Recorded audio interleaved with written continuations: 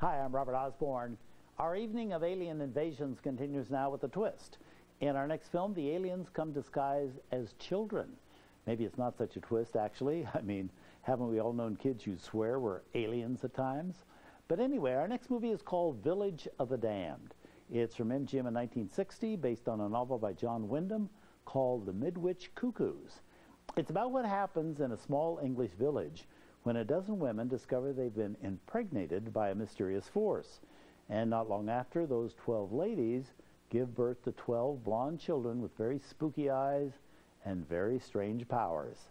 It's a chilling little movie which was made for a small amount of money, under $300,000. It has no awesome special effects or any cast of big-name stars, as many of today's sci-fi spectaculars do. But it does have the wonderfully urbane George Sanders, playing a fellow who has to deal with those blank-faced kiddies. And as always with George Sanders, we know we're in good hands. Now, this was long after George Sanders first caught movie audiences' attention, playing suave crime solvers in two film series, The Saint and later The Falcon. This also came 10 full years after George Sanders became an Academy Award winner for his supporting performance as the cynical Broadway columnist in All About Eve. Now, this is no All About Eve, but do give it a try. I think you'll find it great fun to watch. Audiences in 1960 certainly did. They piled in such numbers that a sequel soon followed called Children of the Damned.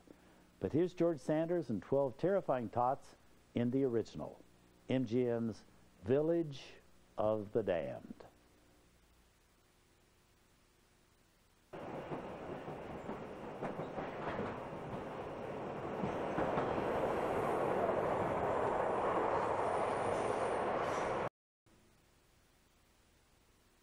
Barbara Shelley, who played George Sanders' wife in this movie, said little Martin Stevens, who played their son, was something of a prodigy in real life. Barbara recalled that one day on the set, George Sanders asked, "Does anybody here play chess?"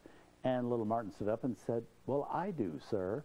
Well, George Sanders rather amusingly took him on, and Barbara said that Sanders emerged half an hour later from his dressing room looking shocked and crestfallen.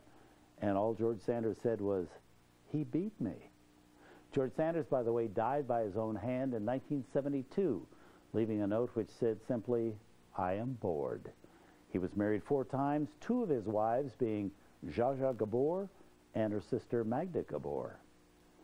Up next, our night of alien invaders continues with an Italian film starring Franco Nero and lots of girls in miniskirts.